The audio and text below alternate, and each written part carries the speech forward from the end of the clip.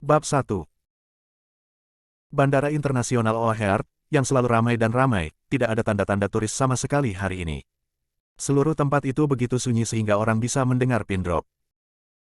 Hanya ribuan pria yang mengenakan seragam kamuflase yang hadir dengan senjata penuh, menunggu dengan antisipasi.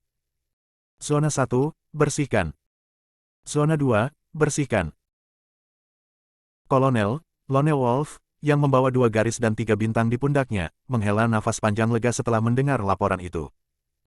Pantainya bersih. Anda boleh turun sekarang, Marsekal Agung. Zeke mematikan cerutu di tangannya sebelum dia perlahan keluar dari jet pribadi. Dia mengenakan mantel bulu yang berdesir tertiup angin dingin. Ekspresinya lembut tetapi menanamkan rasa takut pada orang lain. Dia memancarkan aura seperti seorang raja yang menghadap ke dunia, yang membuat orang menahan napas. Ribuan tentara mengalihkan pandangan mereka kepadanya secara seragam, mata mereka dipenuhi kekaguman. Dia adalah legenda hidup dan keyakinan mereka. Selamat datang kembali, Marsekal Agung. Lone Wolf buru-buru menyapa. Zeke mengangguk acuh tak acuh. Marsekal hebat, Lone Wolf melanjutkan dengan hati-hati, keluargamu telah mengirim beberapa orang untuk menemuimu. Mereka menunggu di ruang tunggu. Mereka tampak putus asa agar Anda kembali ke keluarga. Zeke berdiri terpaku di tanah saat dia melihat ke arah ruang tunggu. Memang ada deretan orang berjas, dengan cemas menunggu kepulangannya. Saat mata mereka bertemu, orang-orang di dalam bergidik dan mau tidak mau berlutut di tanah dengan mata memohon. Ini akan menjadi kejutan besar bagi siapapun yang melihat adegan ini. Apakah keluarga Williams yang bermartabat dan berpengaruh di Ateville baru saja berlutut? Zeke mendengus, pikirannya mengembara. Dia, tuan muda asli dari keluarga Williams di Ateville, telah dipaksa oleh kepala keluarga Williams untuk menggantikan saudara kembarnya di penjara 15 tahun yang lalu. Tidak ada yang berbicara untuknya dalam keluarga, termasuk orang tuanya. Dia dibebaskan dari penjara 5 tahun kemudian. Dan hanya dalam beberapa tahun, ia menjadi seorang marsal dengan kekuatan tak tertandingi dan dewa perang nomor 1 di dunia. Di masa lalu, ketika dia mengalami kekejaman hidup, keluarga Williams sama sekali tidak menunjukkan perhatian padanya. Tapi sekarang dia kaya dan berkuasa, mereka akhirnya mengingatnya. Betapa konyolnya. Perasaan mencela diri sendiri melintas di wajah Zeke saat dia menjawab dengan dingin, beritahu mereka saat keluarga Williams membuat saya masuk penjara atas nama saudara laki-laki saya 15 tahun yang lalu, Zeke Williams meninggal. Zeke Williams sekarang tidak ada hubungannya dengan keluarga Williams dari Ateville. Jangan ganggu aku lagi atau mereka akan melihat aliran darah di depan mata mereka. Jaga itu, Lone Wolf. Jangan ganggu resepsi pernikahanku. Lone Wolf mengangguk dengan tergesa-gesa. Ya Pak. Zeke berjalan ke mobil pengantin di samping. Dia mengelus liontin batu giok yang tergantung di dadanya. Kemarahannya kemudian menghilang, diredam oleh tindakan kemauan yang jelas. Dia tidak bisa tidak memikirkan asal-usul liontin giok itu. 10 tahun yang lalu, ketika dia selesai menjalani hukumannya di penjara, tidak ada seorang pun dari keluarga Williams yang datang untuk menjemputnya, tidak ada yang bahkan mengirim salam mereka. Mereka benar-benar lupa tentang dia. Dia tidak punya uang dan hidup di jalanan. Kelaparan dan sekarat karena kedinginan, dia ingin mengakhiri hidupnya di sana dan kemudian. Tetapi pada saat kritis itu, seorang gadis kecil yang lewat telah memberinya mantel berlapis kapas dan liontin batu giok. Mantel berlapis kapas ini akan membuatmu tetap hangat dari hawa dingin, dan liontin giok ini akan memberimu keberuntungan. Selama kamu masih hidup, masih ada harapan. Dia menyalakan kembali percikan harapan di Zeke yang, pada gilirannya, menegaskan tekadnya untuk membuat nama untuk dirinya sendiri. Jadi dia membersihkan dirinya dan memulai perjalanan menjadi seorang prajurit. Ada banyak waktu ketika dia berada di ambang kematian tanpa harapan untuk bertahan hidup sama sekali. Setiap kali dia dalam bahaya, siluet cantik dan baik hati itu akan melintas di benaknya. Dia adalah keyakinan Zeke untuk hidup dan motivasi untuk terus berjuang. Setelah bertugas di militer hanya selama 5 tahun, ia telah menjadi marsal angkatan bersenjata. Di tengah krisis nasional, Zeke dipercaya mengemban misi memimpin ribuan pasukan dan menyapu bersih perbatasan 9 negara. Dia juga harus memaksa mereka untuk menandatangani perjanjian aliansi 9 negara. Selama 5 tahun, Zeke tidak diizinkan untuk kembali. Dia dilarang menggunakan kekayaan dan kekuasaannya sebagai imbalan persaingan yang adil untuk perusahaan rahasia di 9 negara tersebut. Sejak itu, Marsekal Agung telah menghilang. Hanya orang biasa, Zeke Williams, yang kembali ke kota O'Hare. Setelah itu, dia menemukan gadis, Emily Clemons, yang memberinya liontin giok saat itu dan merayunya dengan gila. Setelah pengabdian selama 5 tahun, akhirnya membuahkan hasil. Hari ini adalah hari dia akan menikahi Emily. Dan hari ketika perjanjian aliansi 9 negara berakhir. Kemarin, untuk pertama kalinya dalam 5 tahun, dia meninggalkan kota O'Hare untuk pergi ke Perserikatan Bangsa-Bangsa untuk mengakhiri perjanjian aliansi 9 negara, dan hari ini dia bergegas kembali untuk menghadiri pernikahan. Setelah malam ini, kekuatan dan kekayaannya akan secara otomatis dipulihkan. Marsekal hebat, Lone Wolf memanggil, memberinya daftar. Upacara Grand Comeback Anda dijadwalkan dalam 3 hari. Ini daftar undangannya. Silakan lihat. Zeke melirik daftar itu dan berkata, kirim 3 kartu undangan ke tunanganku, Emily. Aku ingin dia tahu bahwa dalam 3 hari, suaminya akan menjadi Marsekal Agung yang berkuasa yang menjungkir balikkan dunia. Bukan hanya pria di jalan. 1 jam kemudian, aula pernikahan ramai dengan kebisingan dan kegembiraan. Para tamu sedang mendiskusikan apa yang baru saja terjadi. Beberapa saat yang lalu, tim pasukan bersenjata lengkap telah mengirim 3 kartu undangan ke keluarga Clemons. Itu bukan kartu undangan biasa, tapi undangan dari Marsekal Agung, dewa perang yang legendaris, ke upacara kembalinya yang agung. Seluruh dunia tahu siapa Marsekal Agung itu. Dia kaya dan berkuasa, idola banyak anak laki-laki dan perempuan. Mereka yang memenuhi syarat untuk menghadiri Grand Comeback ceremoninya adalah Taipan Pejabat atau Taipan Konsorsium. Namun, hanya ada 1 slot untuk orang biasa. Dan itu pergi ke keluarga Clemons. Itu adalah kehormatan tertinggi yang bisa diterima seseorang. Keluarga Clemons ditakdirkan untuk memiliki kisah Cinderella mereka sendiri, dari miskin menjadi kaya. Kerumunan diliputi rasa iri dan iri. Tentu saja, mereka bahkan lebih iri pada mempelai pria hari ini, Zeke Williams. Betapa beruntungnya dia bisa menikahi Emily saat ini. Di kamar kerja, Ibu Emily, Madeleine Clemons, menangis kegirangan sambil memegang 3 kartu undangan. Keluarga kita akhirnya berhasil, Emily. Setelah kita menghadiri upacara dalam 3 hari, status kita di kota O'Hare pasti akan meningkat. Pada saat itu, akan ada banyak orang kaya dan berkuasa yang akan menyedot kita. Keluarga kita kemungkinan besar akan menjadi bagian dari masyarakat kelas atas. Emily sangat bangga. Ya, Bu. Ini benar-benar di luar dugaanku. Emily, Madeleine tiba-tiba berkata, suaranya tegas. Keluarga kami akan menaiki tangga sosial, dan agak terlalu mudah bagi bocah malang itu, Zeke, untuk menikahimu hanya dengan mahar 300.000. Tidakkah menurutmu? Bagaimana dengan ini? Minta 300.000 lagi, dan jika dia tidak bisa memberi kita itu, dia tidak pantas menikah denganmu.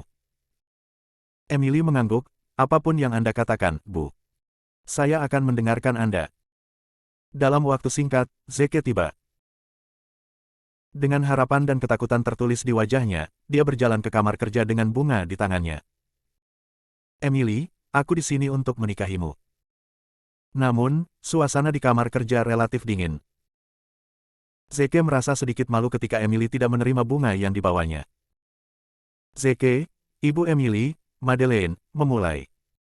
Jika kamu ingin menikahi putriku hari ini, kamu harus memberi kami mahar 300.000 lagi. Zeke mengerutkan kening. Bukankah aku sudah memberimu mas kawin 300.000? Kenapa kamu ingin 300.000 lagi? Sejujurnya, beberapa ratus ribu tidak berarti apa-apa baginya. Selama dia menginginkannya, dia bisa memberinya kekayaan terbesar yang bisa dia bayangkan. Namun, kekayaannya tidak akan dikembalikan sampai setelah tengah malam. Dia benar-benar tidak bisa mendapatkan 300.000 pada saat itu. Saya yakin Anda pernah mendengar bahwa keluarga kami telah menerima undangan dari Marsekal Agung, Madeleine memulai. Keluarga kita akan menaiki tangga sosial dan menjadi keluarga bangsawan. Bukankah memalukan bagi keluargaku jika tersiar kabar bahwa kamu menjadi menantuku hanya dengan mahar 300.000? Zeke terdiam. Anda pikir saya memalukan hanya karena Anda menerima undangan dari Marsekal Agung? Tapi aku marsekal hebat itu. Dia menatap Emily. Emily, apa pendapatmu tentang ini? Kurasa ibuku benar, jawab Emily. Begitu kita menghadiri Grand Comeback Ceremony, pasti akan ada segudang orang kaya yang melamarku. Lupakan sekitar 300.000. Aku yakin mereka bahkan mampu membayar 3 juta. Kami sudah bersikap lunak padamu dengan hanya meminta untuk 300.000. Zeke menghela nafas. Bagaimana dengan ini? Mari kita menikah dulu dan tidak membuat para tamu menunggu. Setelah itu, saya bisa memberi Anda 30 juta, apalagi 300.000. Emily memutar bola matanya kesal. Siapa yang kamu coba bodohi? Bukankah itu hanya janji kosong? Dapatkan uangnya dengan cepat dan pinjam jika kamu tidak punya uang. Kalau tidak, kita tidak akan menikah hari ini. Zeke merasa tidak berdaya. Ketika dia akan memberitahu mereka bahwa dia adalah Marsekal Agung, pengiring pengantin, Lacey Hinton, tidak tahan lagi. Amy, menurutku sebaiknya kau menikah dulu. Para tamu sudah menunggu di luar. Jika kau akan menawar hadiah pertunangan dan membuat keributan sekarang, Zeke hanya akan menjadi bahan tertawaan. Bagaimana dia bisa mengangkat kepalanya ke dalam depan kerabat dan teman-temannya di masa depan? Mereka akan mengolok-oloknya seumur hidup. Zeke melirik Lacey dengan rasa terima kasih. Meskipun dia hanya seorang pengiring pengantin dan hanya memakai riasan tipis, dia lebih unggul dari Emily, baik dari segi penampilan maupun sosok. Zeke sangat menyayanginya karena dia telah membantunya mengejar Emily sebelum ini. Tapi tak disangka, Emily berselisih dengan Lacey. Dia iri dengan ketampanan Lacey dan telah memanfaatkannya. Persahabatan mereka benar-benar dangkal. Bagaimana kamu bisa menusukku dari belakang, Lacey? Apakah kamu bahkan memperlakukanku sebagai teman? Tidak apa-apa kamu berbicara untuk Zeke, tapi kamu bahkan tidak memberiku hadiah di hari pernikahanku. Oh ya, aku lupa. Kamu memberiku liontin giok 10 tahun yang lalu. Kakak perempuan malang sepertimu tidak layak menjadi temanku sekarang. Ambil liontin giok bodohmu dan pergi. Emily melepas liontin itu dan melemparkannya ke Lacey. Bang! Zeke menatap liontin giok itu, otaknya bergemuruh. Apa? Lacey adalah pemilik liontin giok itu. Bukan Emily yang membantuku saat itu, tapi Lacey. Aku telah jatuh cinta pada wanita yang salah selama 5 tahun. Dan selama 5 tahun terakhir, saya bahkan telah menyaksikan Emily menggertak penyelamat saya. Tuhan sedang bermain-main denganku. Ketika Zeke mendapatkan kembali ketenangannya, Lacey babak belur dari akal sehatnya dan menuju keluar pintu. Setelah dipermalukan dan diusir oleh Emily di depan umum, suasana hatinya tidak lebih baik dari Zeke. Lacey, tunggu, Zeke menghentikannya tiba-tiba. Lepaskan dia, brengsek, Emily meledak. Jika kamu berani menghentikannya lagi, kamu juga keluar. Kau memintaku untuk keluar. Zeke mencibir. Oh, kamu akan menyesali ini. Penyesalan. Kamulah yang akan menyesal, balas Emily. Begitu saya menghadiri upacara kembali Agung Marsekal besar, akan ada banyak orang kaya yang mengejar saya. Saat itu, Anda bahkan tidak akan memenuhi syarat untuk berlutut dan menjilat sepatu bot saya. Dia mengira Zeke akan membuatnya marah ketika dia mengeluarkan kartu undangan upacara kembali Agung. Bab 2.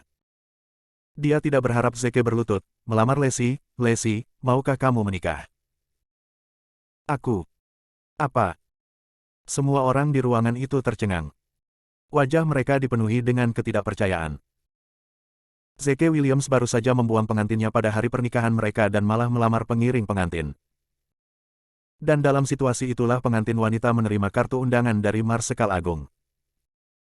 Itu tidak masuk akal. Lacey ragu sejenak, mengira dia salah dengar.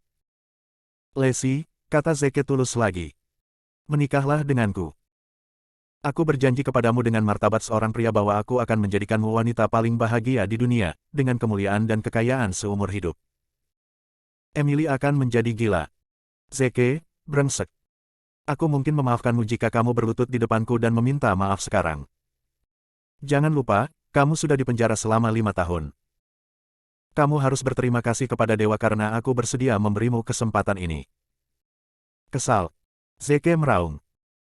Penahanan selama 5 tahun itu telah membakar hatinya.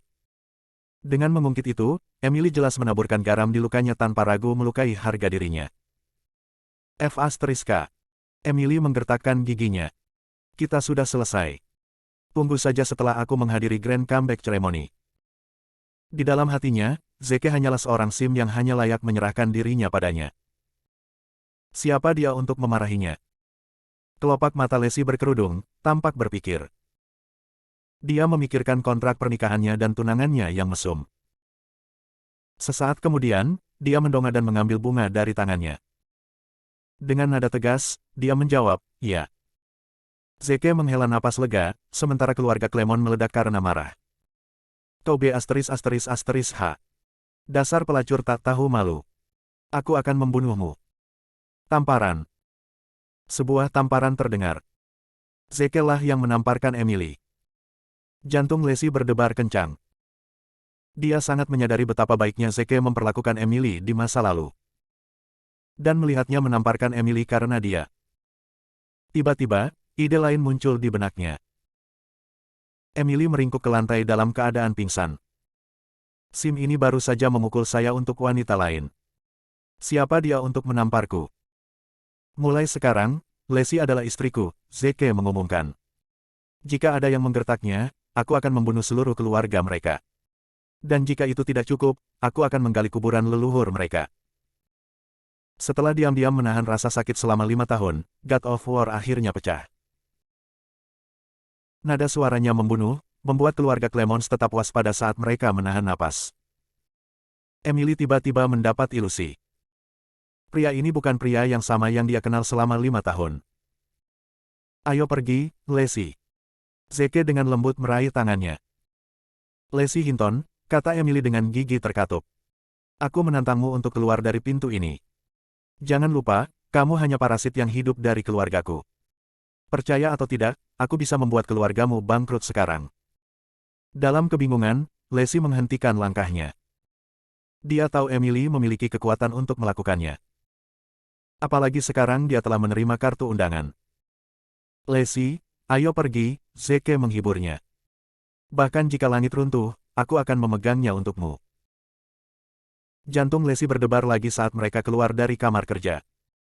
Emily mengeluarkan raungan yang menyayat hati, pelacur dan pelacur. Sungguh pasangan yang sempurna. Aku akan membuat kalian berdua berlutut di depanku dan memohon padaku seperti anjing segera. Di luar, para tamu menantikan penampilan pengantin baru. Namun, saat pintu terbuka, bukan kedua mempelai yang keluar, melainkan mempelai pria dan pengiring pengantin. Semua orang yang hadir tercengang, mata dan mulut mereka ternganga tidak percaya. Sebuah plot yang biasanya terlihat di TV terjadi dalam kenyataan. Masa tidak bisa menerimanya untuk sesaat? Secara kebetulan, ada juga beberapa wartawan media di aula pernikahan. Setelah itu, berita terbaru ini mengambil alih seluruh kota O'Hare hanya dalam beberapa jam. Pernikahan ini telah menjadi pembicaraan di kota. Pengantin pria telah membuang pengantin wanita pada hari pernikahan dan menikahi pengiring pengantin sebagai gantinya, bahkan ketika pengantin wanita telah menerima undangan dari Marsekal Agung sendiri. Pengantin pria telah membuat langkah paling bodoh di dunia. Zeke pergi bersama Lesi. Di tengah jalan, Lesi tiba-tiba berkata, "Berhenti, biarkan aku turun." Kening Zeke berkerut. Apa yang salah? Itu hanya tindakan untuk menyelamatkan harga dirimu yang kamu usulkan kepadaku, bukan? Jawab Lesi. Sekarang setelah pertunjukan selesai, aku harus pulang. Lesi, aku dengan tulus memintamu untuk menikah denganku, kata Zeke dengan sungguh-sungguh. Kamu pikir aku tipe orang yang bermain-main dengan perasaan hanya karena kesombongan yang menyedihkan? Lesi terdiam. Dia memahami Zeke dengan baik dan tahu bahwa kemungkinan besar dia tidak berakting. Apakah kamu tidak akan menyesali ini? Alis Lesi terkulai. Emily mendapat undangan Marsekal Agung dan keluarganya akan tampil ke depan. Ini adalah kesempatanmu untuk menaiki tangga sosial. Kalau aku mau kartu undangannya, aku hanya perlu mengucapkan kata-kata, Zeke tertawa. Karena mereka sangat bangga akan hal itu, aku akan menjadikan mereka pelayan di upacara agung. Lesi menghela napas. Ini bukan waktunya bagimu untuk membual. Aku serius. Apakah kamu ingin menghadiri Grand Comeback Ceremony? Aku bisa membawamu ke sana, kata Zeke. Lesi tidak ingin mendengar omong kosongnya lagi, Jadi dia mengubah topik pembicaraan. Juga, aku bertunangan dengan Jackson dari keluarga Hamilton. Semua orang di O'Hare City tahu bahwa Jackson adalah seorang pecandu narkoba dan mesum. Jumlah gadis yang dia mainkan tidak dapat dihitung dengan satu tangan, kata Zeke. Aku tahu kamu tidak ingin menikah dengannya. Kamu tidak punya pilihan selain menyetujui pernikahan ini karena keluargamu. Katakan saja dan aku akan menyelamatkanmu dari lubang api. Lacey tersenyum pahit. Keluarga Hamilton memiliki kerajaan bisnis yang luas. Apakah kamu tidak khawatir Jackson akan membalas dendam padamu? Zeke tiba-tiba tertawa. Saya siap bertarung melawan dunia sejak Anda mengatakan, saya bersedia. Kepala Lacey tersentak, tampak linglung. Pria itu telah membuat jantungnya berdebar sekali lagi. Dia murni ingin menggunakan Zeke sebagai perisai pada awalnya, tapi sekarang, prinsipnya sedikit terguncang. Keluarga Hamilton mengatur kedua sisi hukum. Orang biasa seperti Zeke bukanlah saingan bagi mereka, baik itu kekuasaan maupun kekayaan. Bagaimana dia bisa melawan mereka? Bisakah gairah sesaat bertahan dari kekejaman kenyataan? Keluarga Hamilton pada akhirnya mungkin akan menghancurkannya. Ayo pulang dulu. Lacey tampak melankolis. Kita akan membicarakannya nanti setelah kau melewati orang tuaku. Untuk sementara, dia merasa agak bingung. Rumah Lacey sangat ramai hari itu. Awal bulan depan, dia akan menikah dengan keluarga kaya, keluarga Hamilton. Pamannya, Jeremy Hinton dan Scott Hinton datang ke rumahnya untuk memberi selamat dan memberinya hadiah uang. Daniel, keluarga Hinton benar-benar diberkati karena Lacey menikah dengan keluarga Hamilton. Keluarga Hamilton adalah salah satu dari 4 keluarga besar di kota O'Hare. Apapun yang keluar dari jari mereka cukup untuk memberi makan dan pakaian keluarga Hinton. Siapa yang tahu jika keluarga Hinton dapat mengambil kesempatan ini untuk menjadi keluarga lapis kedua. Orang tua Lacey, Daniel Hinton dan Hannah Lawson duduk di kursi pembawa acara, wajah mereka bersinar. Sanjungan orang banyak membuat pasangan tua itu merasa bangga. Sepertinya kalian berdua tidak tahu. Keluarga Hamilton sebenarnya mendapat undangan dari Great Marshal, kata Daniel. Pada saat itu, kekuatan keluarga Hamilton pasti akan meningkat. Sangat mungkin bagi mereka untuk menjadi keluarga tingkat pertama, apalagi keluarga tingkat kedua. Apa? Kartu undangan dari Great Marshal. Suara seruan memenuhi ruangan, suasana mencapai klimaks. Daniel, kata Jeremy. Kudengar kau baru-baru ini mencalonkan diri sebagai kepala departemen di rumah sakit. Bagaimana kabarmu sekarang? Berdasarkan kualifikasi saya, pada dasarnya tidak ada harapan untuk mencalonkan diri sebagai kepala departemen, jawab Daniel. Tapi menantu laki-laki saya, Jackson, mengatakan dia akan membantu saya. Posisi ini akan menjadi jaminan yang kuat setelah keluarga Hamilton menengahi. Kata-katanya penuh dengan kekaguman dan kepuasan bagi calon menantunya, Jackson Hamilton. Dan orang banyak mengikuti, memuji orang itu. Sial, Lacey dalam masalah. Scott tiba-tiba melompat berdiri, berseru dengan telepon di tangannya. Jantung Daniel berdegup kencang. Apa itu? Tunjukkan padaku dengan cepat. Dia menyambar telepon untuk melihat berita yang ditampilkan di layar. Pada hari pernikahan, Zeke Williams membuang pengantinnya dan melamar pengiring pengantin, Lacey Hinton sebagai gantinya. Seketika, Daniel mengalami serangan jantung dan dia memuntahkan seteguk darah, ambruk di sofa. Bajingan itu. Sial. Sialan. Keluarga Hinton panik. Cepat, kirim dia ke rumah sakit. Dia mengalami serangan jantung. Bab 3. Sebelum Lacey dan Zeke tiba di rumah, dia menerima telepon dari ibunya, Hannah. Lacey, apakah kamu mencoba membuat kami kesal? Lihat apa yang telah kamu lakukan hari ini. Kamu telah membawa begitu banyak aib bagi keluarga kami. Ayahmu mengalami serangan jantung, dan dia berada di rumah sakit Heartland sekarang. Cepatlah. Memukul. Disambar petir, Lacey menjatuhkan ponselnya ke tanah, wajahnya memucat. Dia tidak mengira kejadian hari ini akan menjadi pukulan besar bagi ayahnya. Cepat, ke rumah sakit. Lacey menjerit sekuat tenaga. Ayahku terkena serangan jantung. Baiklah. Zeke berbelok tajam dan melaju menuju rumah sakit. Sepanjang jalan, dia menelepon Lone Wolf, yang menjemputnya di bandara. Kirimkan saya jarum amunisi. Zeke siap menyelamatkan calon ayah mertuanya dan memberinya kesan yang baik. Selain Grid Marshal, dia memiliki identitas lain, Dewa Jarum. Dia menciptakan jarum amunisi yang telah menyelamatkan banyak nyawa, dari jenderal hingga warga sipil. Sebuah serangan jantung kecil adalah sepotong kue baginya. Di ujung telepon yang lain, mata Lone Wolf berkobar. Setelah 5 tahun, Dewa Jarum akhirnya bergerak lagi. Aku ingin tahu siapa pria yang pantas untuk Marsekal Agung untuk mengambil tindakan secara pribadi. Jangan jadi pengintip, lanjut Zeke. Juga, untuk upacara kembali Agung 3 hari kemudian, atur keluarga Clemons menjadi pelayan. Ya ampun, jawab Lone Wolf. Setelah menutup telepon, Zeke menyadari Lacey menatapnya dengan aneh. Apa yang sedang kamu lakukan? Tanya Lacey. Aku akan menyelamatkan ayahmu sendiri, jawab Zeke. Juga, aku telah mengatur agar keluarga Emily menjadi pelayan di upacara agung. Garis vertikal. Lacey dengan putus asa berbaring di kursi, mendesah kecewa. Mengapa saya tidak menemukan pria ini begitu sombong sebelumnya? Apakah upacara agung Marsekal Agung sesuatu yang bisa dia campuri? Betapa konyolnya. Tak lama kemudian, keduanya sampai di rumah sakit. Adegan di rumah sakit membuat Lacey merasa seperti ada pisau yang menusuk jantungnya.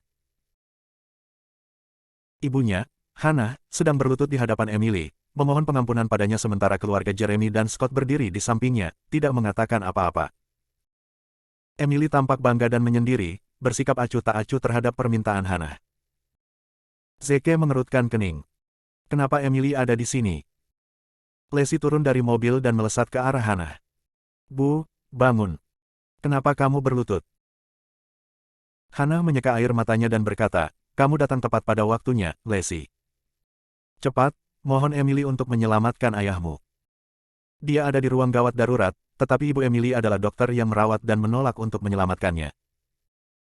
Baik Madeleine maupun Daniel bekerja di rumah sakit ini. Mereka tampak bersatu secara lahiriah tetapi terbagi dalam hati. Mereka baru-baru ini bersaing untuk posisi kepala departemen satu sama lain. Ditambah dengan apa yang terjadi di pernikahan hari ini, kedua keluarga itu bisa dibilang musuh bebuyutan. Akan aneh jika Madeleine menyelamatkan Daniel setelah apa yang terjadi. Sekarang sudah terlambat untuk pindah ke rumah sakit lain, Hannah hanya bisa memohon pada Emily dengan berlutut. Kepala Lacey berdenyut-denyut. Dia tidak punya waktu untuk berpikir terlalu banyak sekarang. Masalah yang paling mendesak saat ini adalah menyelamatkan ayahnya. Dia tidak punya pilihan selain melepaskan harga dirinya dan memohon, Emily, ayahku sakit kritis. Tolong bantu aku dan biarkan ibumu menyelamatkan ayahku. Emily mencibir.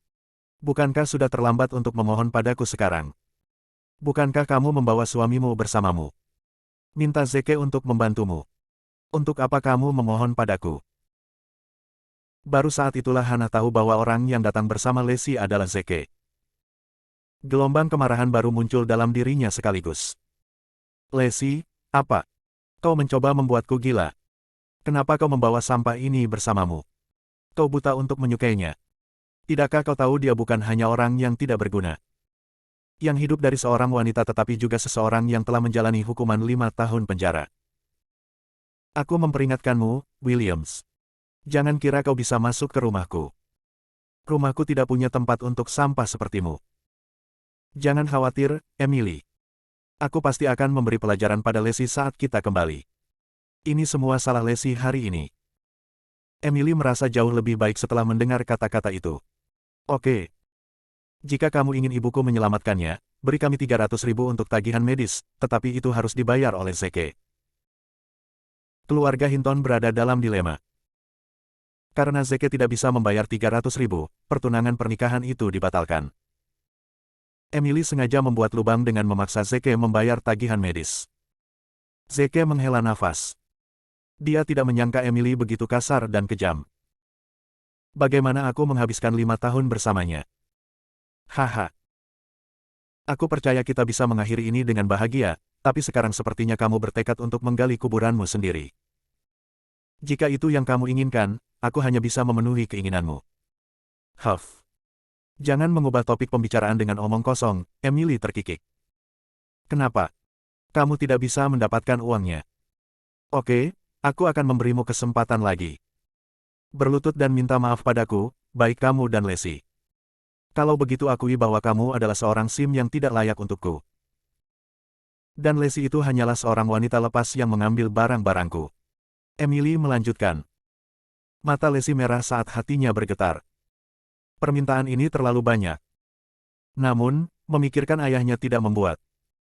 Dia tidak punya pilihan selain berkompromi dengan kenyataan kejam saat dia menekuk kakinya, akan berlutut. Tapi Zeke dengan cepat menghentikannya. Lacey, jangan memohon padanya. Aku akan mengobati penyakit ayahmu. Emily terkekeh angkuh, Lacey Hinton, aku yakin kau tidak tahu warna aslinya. Lupakan bahwa dia miskin dan tidak mampu membayar tagihan medis. Lihat saja dia, tidak mau tunduk pada apapun, bahkan untuk menyelamatkan nyawa ayahmu. Yang dia lakukan hanyalah bicara besar. Dia kekasihku yang ditolak cintanya, dan kau hanya layak untuk mengambil apa yang telah saya putuskan. Setiap kata-katanya menusuk hati Lacey, yang telah lama berlubang-lubang, seperti pisau di atas talenan. Tamparan. Tiba-tiba, Zeke memukul wajah Emily, menjatuhkannya ke tanah dan merontokkan salah satu giginya. Seperti yang saya katakan, Lacey adalah istri saya. Tidak ada yang bisa menghinanya. Karena Anda tidak mengingatnya terakhir kali, izinkan saya mengingatkan Anda lagi. Nada suara Zeke kuat dan tinggi.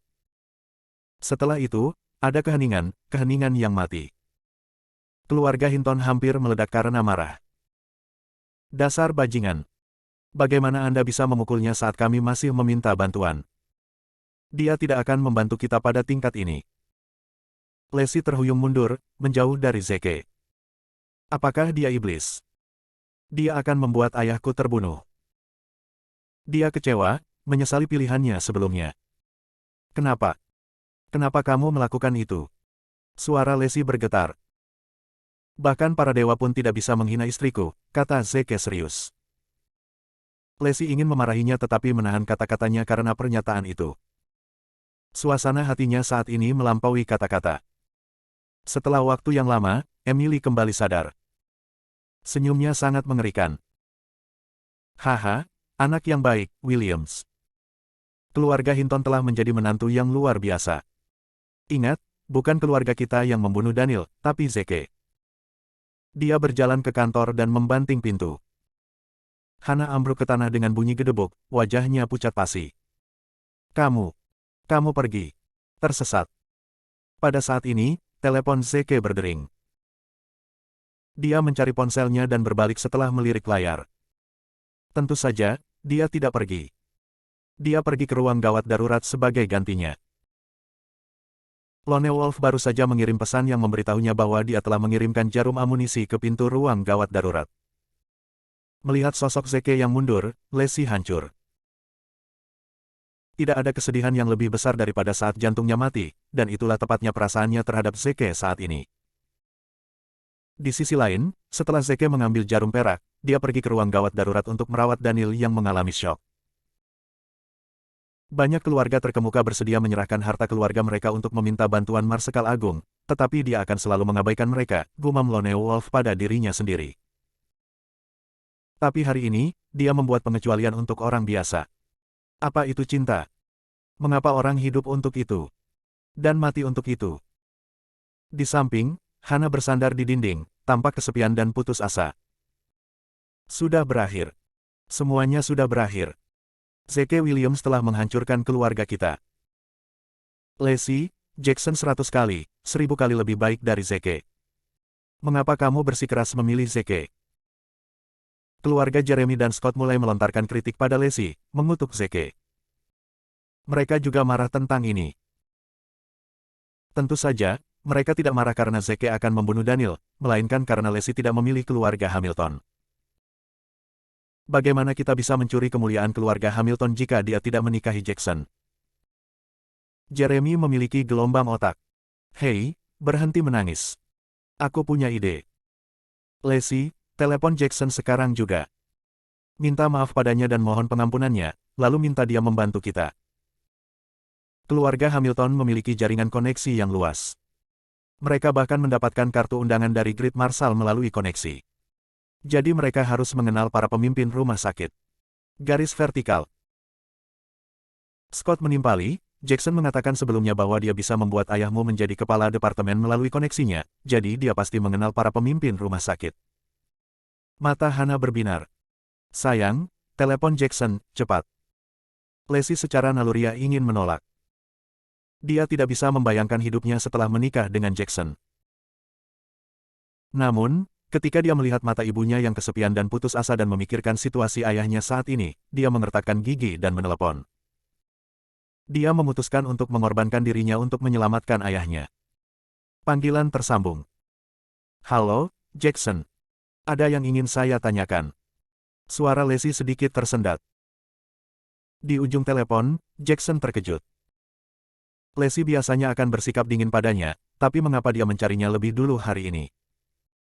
Kenapa dia tiba-tiba meminta bantuanku? Kebaikan apa? Jackson bertanya. Apakah Anda tahu para pemimpin rumah sakit Heartland? Ayah saya mengalami serangan jantung dan membutuhkan ahli jantung untuk menyelamatkannya. Jackson bersukacita dalam hati. Itu adalah kesempatan sempurna baginya untuk memiliki Leslie, dan membayangkan tubuhnya yang terpahat sempurna membuatnya haus. Saya kenal direktur rumah sakit Heartland. Kebetulan dia seorang ahli jantung, katanya. Betulkah? Leslie sangat senang. Tolong selamatkan ayahku. Aku bisa menyelamatkannya, tapi, Jackson berhenti. Kau harus berjanji padaku sesuatu. Apa itu? Tanya Leslie hati-hati. Datanglah ke tempatku malam ini. Jackson memasang seringai jahat. Mari kita mengadakan pertunjukan kecil. Leslie merasa jijik dengan kata-katanya. Tetapi pada pemikiran bahwa ayahnya mungkin. Sepertinya dia tidak punya pilihan lain. Menggigit bibirnya, dia menyerah padanya pada akhirnya. Oke. Haha, sampai jumpa malam ini. Kata Jackson. Malam ini, rambut panjangmu akan menjadi kendali kudaku. Ini akan menjadi baik. Setelah menutup telepon Leslie, dia segera menelepon direktur. Namun, tidak ada yang menjawab. Dia hanya membuang ponselnya dan berhenti mencoba. Sayang, aku datang, dia memulai, melemparkan dirinya ke atas seorang wanita di tempat tidur. Waktu sangat berharga. Nyawa Hinton tidak sepadan dengan waktu saya. Saya hanya akan mengatakan bahwa direktur sedang dalam perjalanan bisnis nanti dan kemudian menemukan dokter acak untuk pergi dan menghentikannya. Bab 4. Setelah mendengar bahwa Jackson mendapatkan direktur, keluarga Hinton meledak dengan sukacita. Seperti yang diharapkan dari anak dari keluarga terkemuka. Dia memiliki banyak kontak. Sampah itu, Williams, hanya tahu bagaimana mengacaukan segalanya. Kau harus menjaga Jackson dengan baik selama ini, Leslie. Lagi pula, apakah ayahmu bisa menjadi kepala departemen tergantung pada dia? Siapa yang tahu? Jika dia senang, dia mungkin akan membawamu ke upacara kembali agung marsekal besar. Mata Leslie sedikit merah saat dia tetap diam. Dia telah dengan jelas mendengar suara seorang wanita di telepon barusan. Zeke, maafkan aku. Leslie menghela napas. Kurasa ini hidup. Sedikit yang dia tahu bahwa Zeke yang dia tinggalkan sedang menyelamatkan ayahnya di ruang gawat darurat pada saat itu. Zeke tampak serius saat tangannya dengan lihai menggerakkan jarum perak, menusuk setiap titik akupuntur Daniel dengan ketepatan yang tak pernah salah. Saat itu, seorang lelaki tua berpakaian putih keluar dari ruang operasi di sebelah. Dia adalah direktur rumah sakit yang baru saja menyelesaikan operasi pada seorang pasien. Ketika dia melewati ruang operasi tempat Zeke berada, dia tiba-tiba berhenti, mengerutkan kening. Sialan. Dia bukan dokter kita.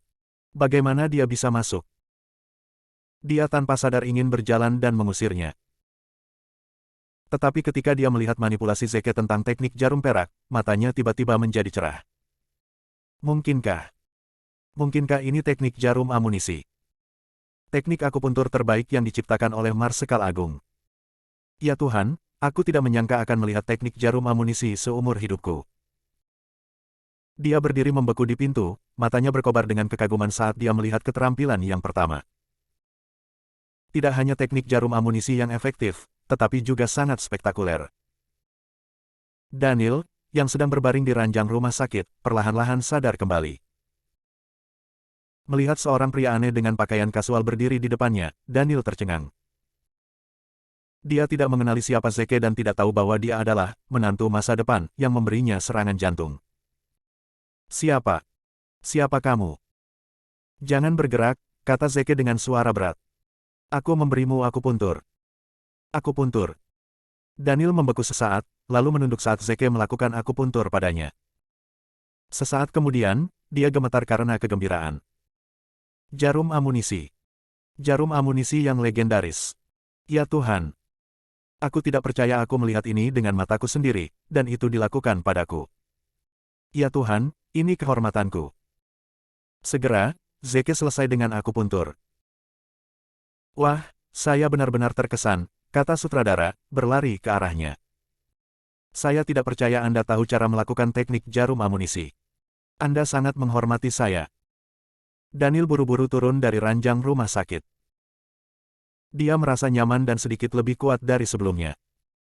Kamu luar biasa, temanku. Bisakah kamu mengajariku satu atau dua hal? Aku ingin belajar darimu. Ya, sutradara juga menjawab. Tolong ajari kami. Tolong terima rasa hormat saya, Tuan. Zeke menyingkirkan jarum perak dengan hati-hati. Aku tidak menerima magang. Bukannya aku tidak menerima magang. Hanya saja kau adalah calon ayah mertuaku. Tidak masuk akal bagimu untuk memanggilku Tuan jika aku akan memanggilmu ayah. Zeke berbalik dan pergi. Menguasai. Daniel dan sutradara mengikuti dari belakang. Tolong terima kami sebagai muridmu. Di pintu ruang gawat darurat, keluarga Hinton diliputi kecemasan. Direktur rumah sakit belum datang. Mereka mulai bertanya-tanya apakah Jackson telah menahan mereka. Leslie meraih teleponnya dan hendak mengingatkan Jackson ketika Jeremy tiba-tiba berteriak, "Lihat, dia keluar."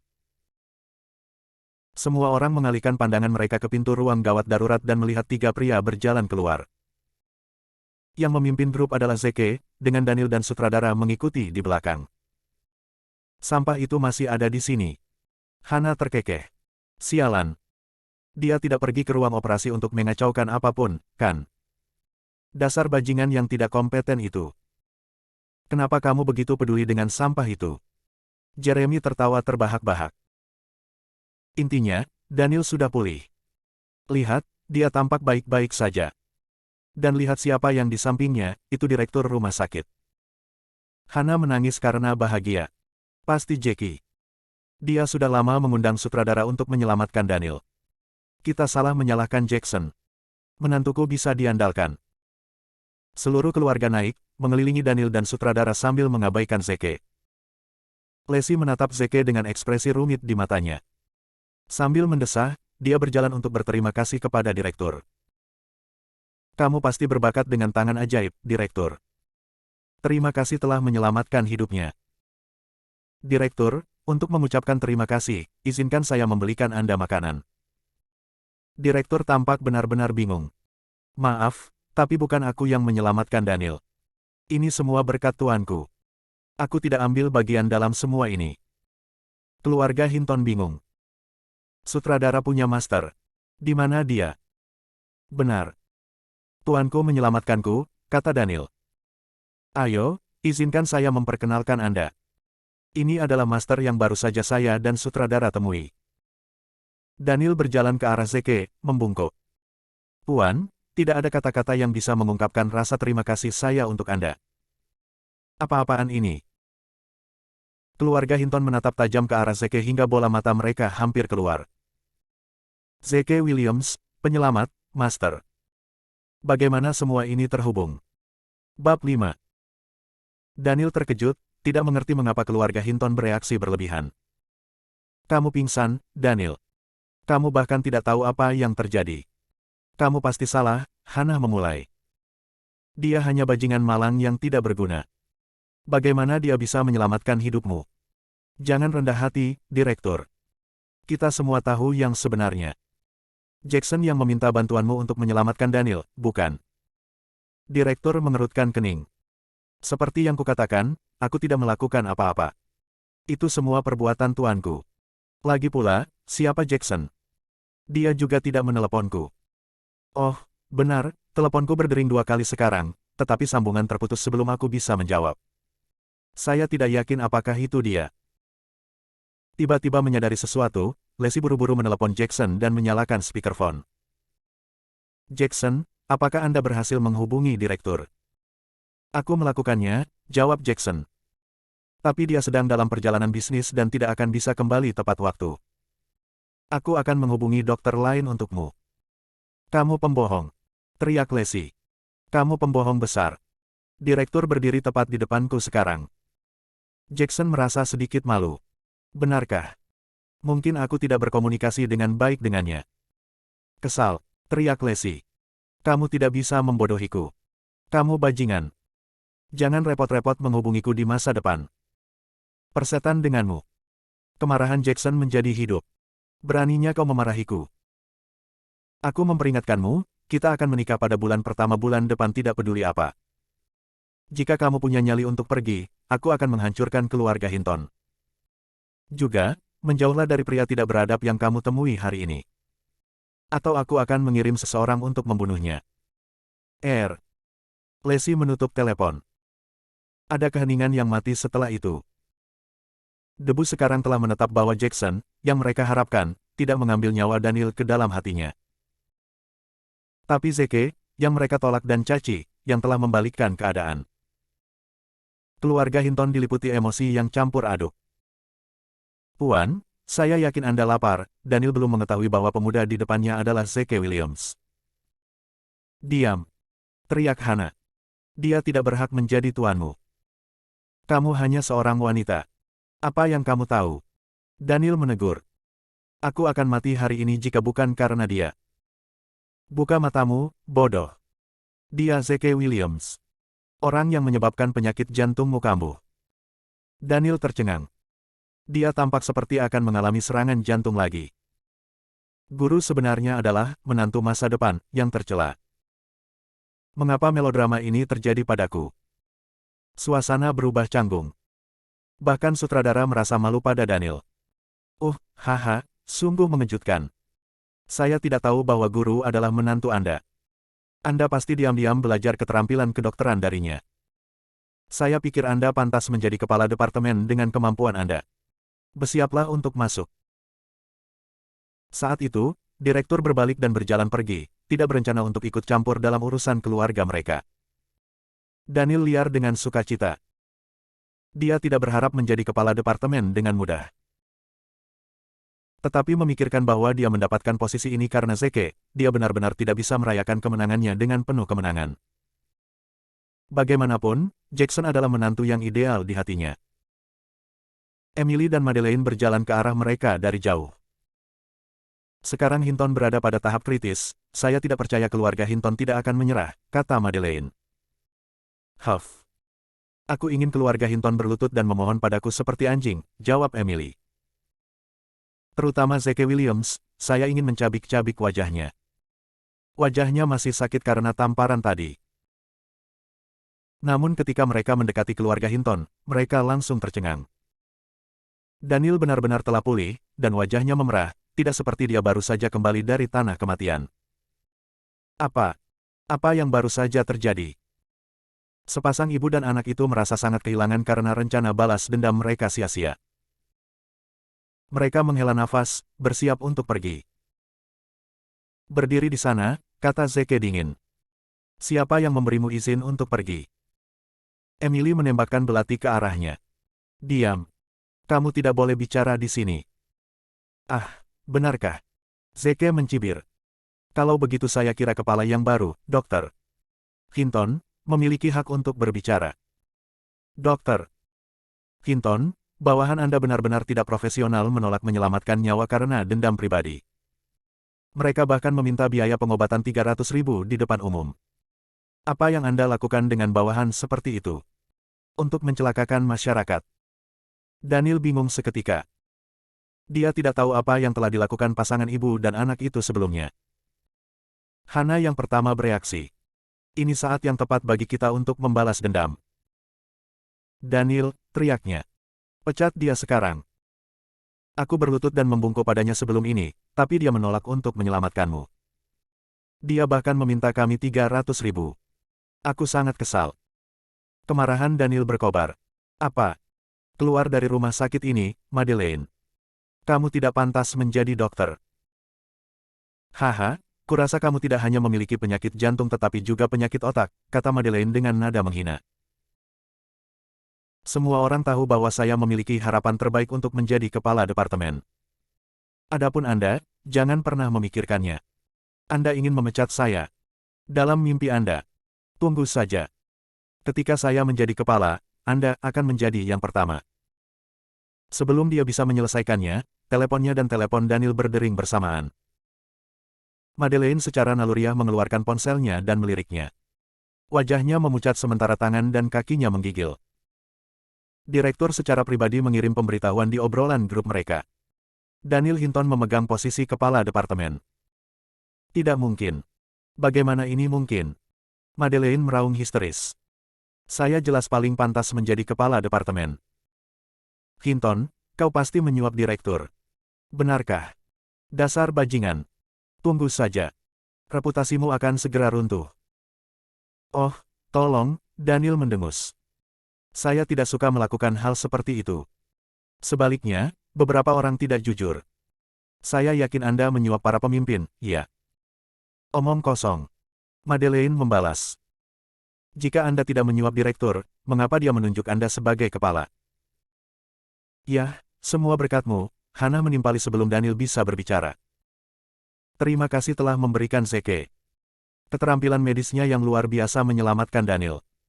Dia bahkan telah menerima direktur sebagai muridnya. Jangankan kepala departemen. Jika Daniel ingin menjadi asisten direktur, direktur harus memberinya posisi itu. Untuk menghormati Zeke. Siapa bilang putriku memungut sampah yang dibuang sembarangan? Putriku telah menemukan harta karun. Sayang sekali seseorang tidak mengenali harta ini. Apa? Emily dan Madeleine memandang Zeke. Sampah yang bahkan tidak bisa membayar 300.000 ini telah menerima direktur sebagai muridnya. Mengapa saya tidak menyadari kemampuannya sebelumnya? Tahan. Jika saya tidak meminta 300.000 lagi di pesta pernikahan, posisi kepala departemen akan menjadi milik saya. Apakah saya memberikan kesempatan ini sendiri? Madeleine langsung menyesali perbuatannya. Dia seharusnya tidak meminta mahar 300.000 lagi. Apa yang telah hilang darinya sekarang jauh dari 300.000. Emily yang tadinya diam, tiba-tiba angkat bicara.